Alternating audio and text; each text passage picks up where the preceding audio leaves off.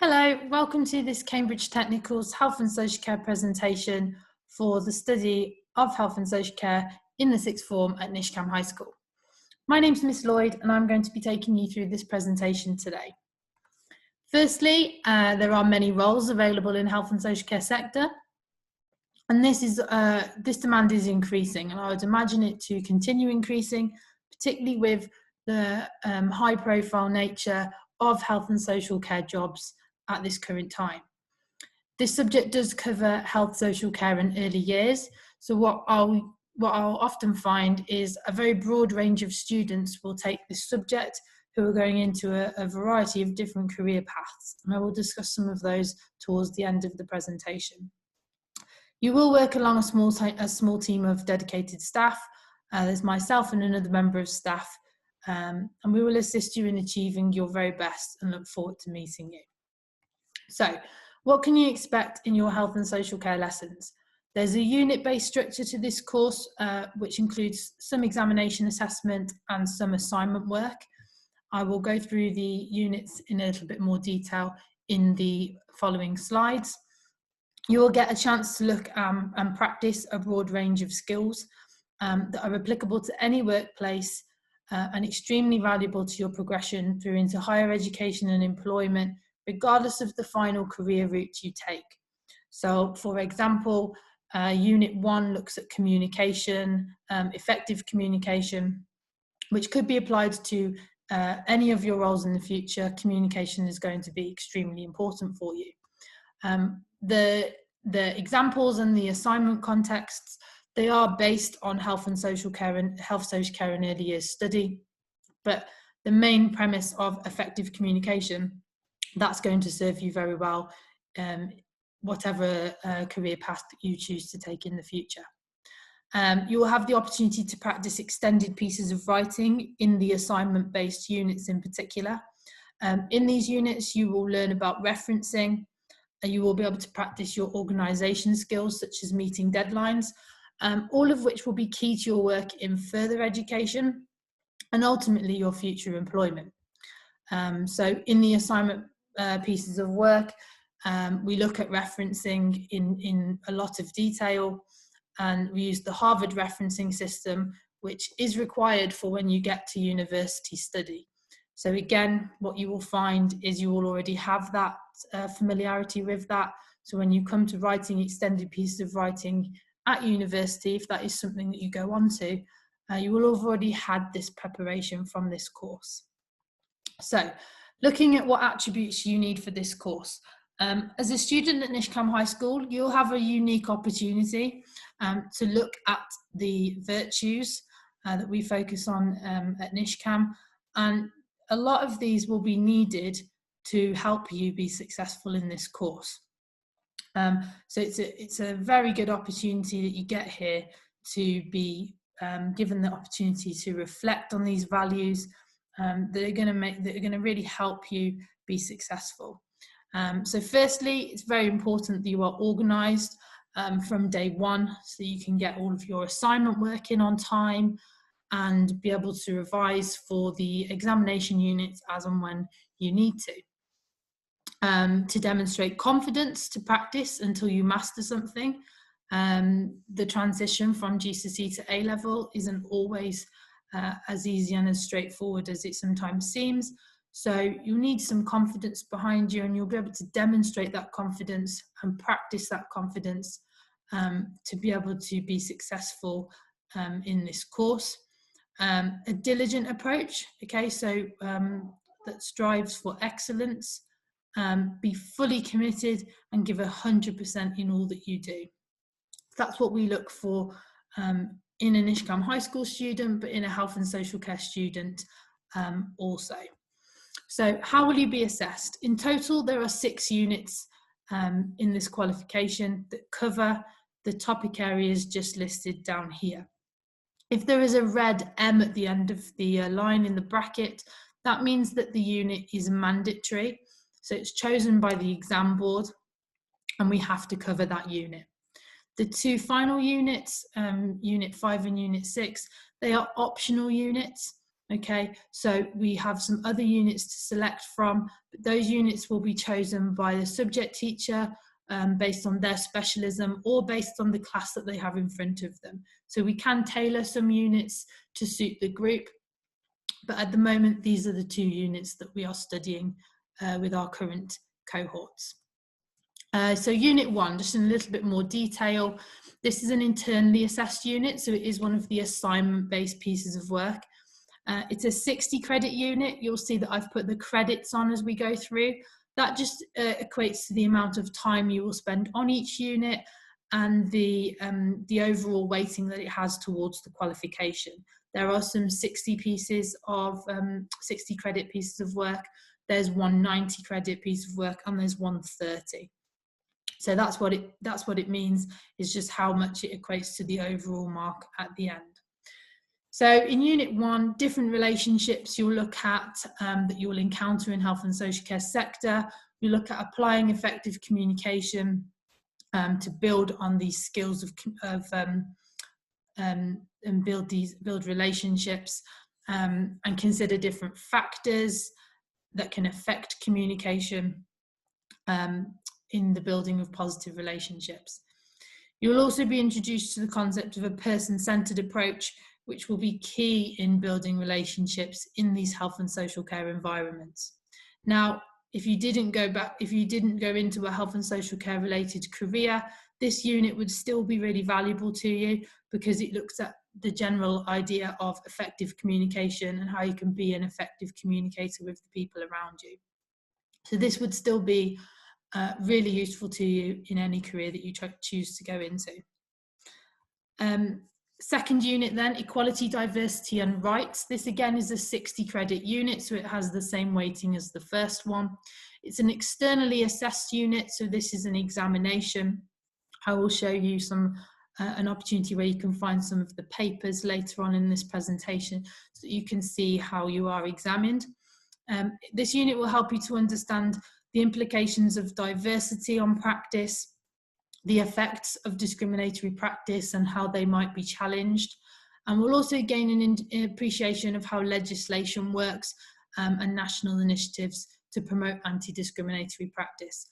Now, this piece of content in this unit is particularly useful if you do go into health and social care sector jobs, because you will be required to work from the guidance in these pieces of legislation.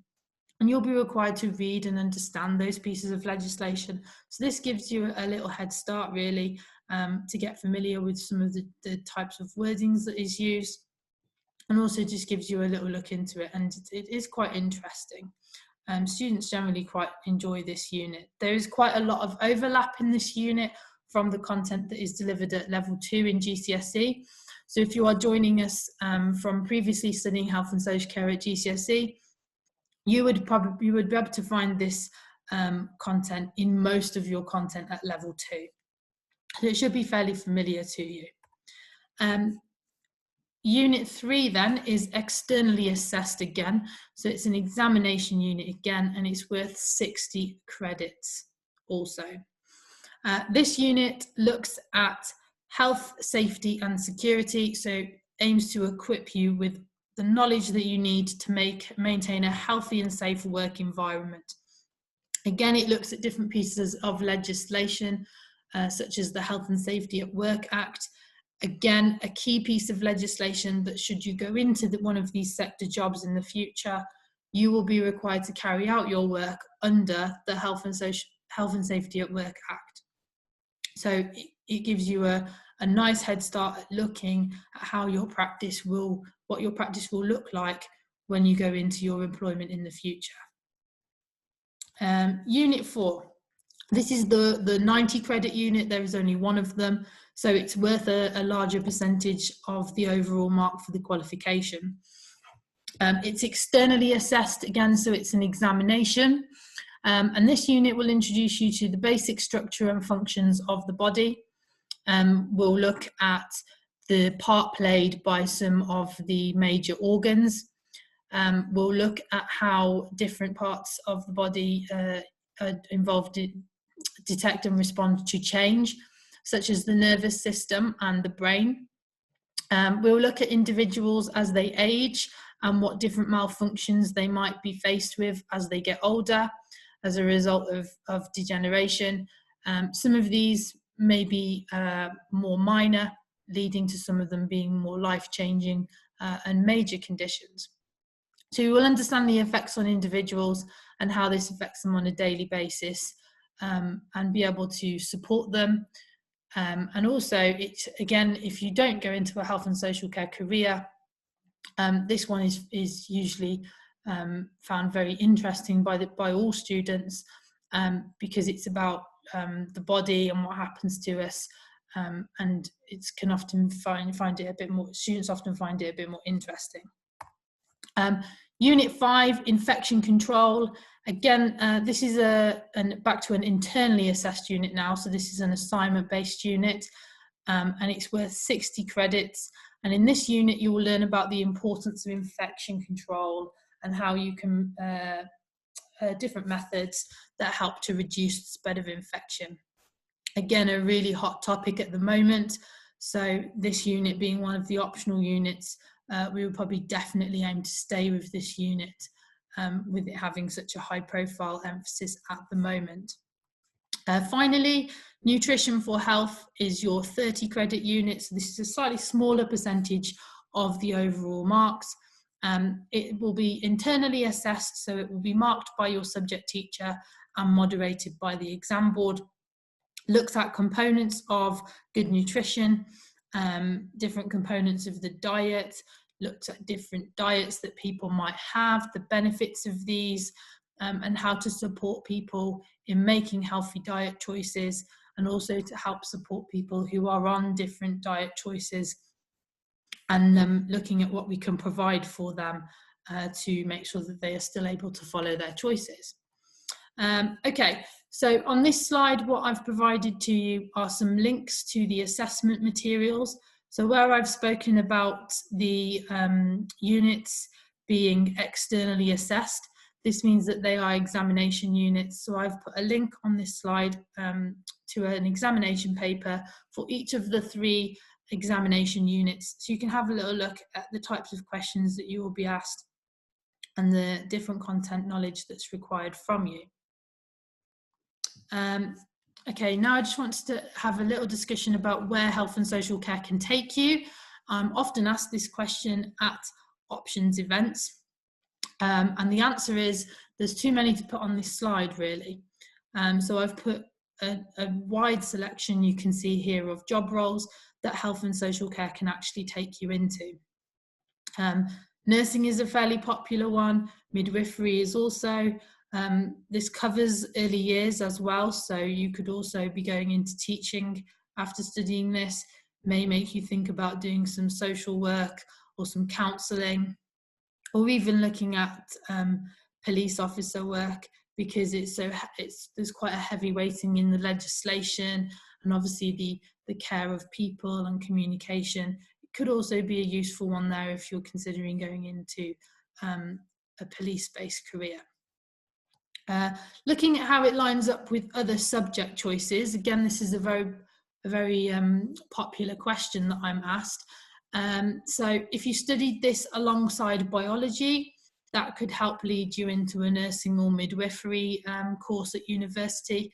If you chose this alongside a sociology, that's going to help lead you into more social work. And if you studied this alongside psychology, that would be really useful and beneficial at getting you into a psychology degree course. The best way with sixth form study is to look ahead. So I would encourage you to go and look at some of the university choices and the course requirements for your choices, and just see what they want for your course requirements, and then you can match up what you choose and try and choose the subjects that are going to be required for the course that you want to get onto. To finish off then, approximately 3 million people work in health and social care and childcare related roles, and as I said at the start of the presentation, this demand is increasing and will only continue to increase. So the job opportunities within this sector will continue to be there for you. So if you definitely I want to work in health and social care, then this would be a good choice for you. On the flip side of that, the skills developed on this course are invaluable across all other subject areas.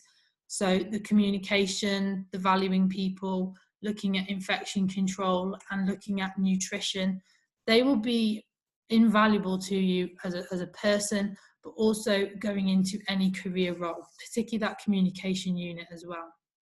So again, if you're not sure, and you're thinking, oh, this might be a bit specific for me, it's not. It may open doors. It may give you some ideas for your future career choices. So I look forward to welcoming you to our classrooms in September, and more information regarding this will be available to you on the school website. Thank you very much for listening. Goodbye.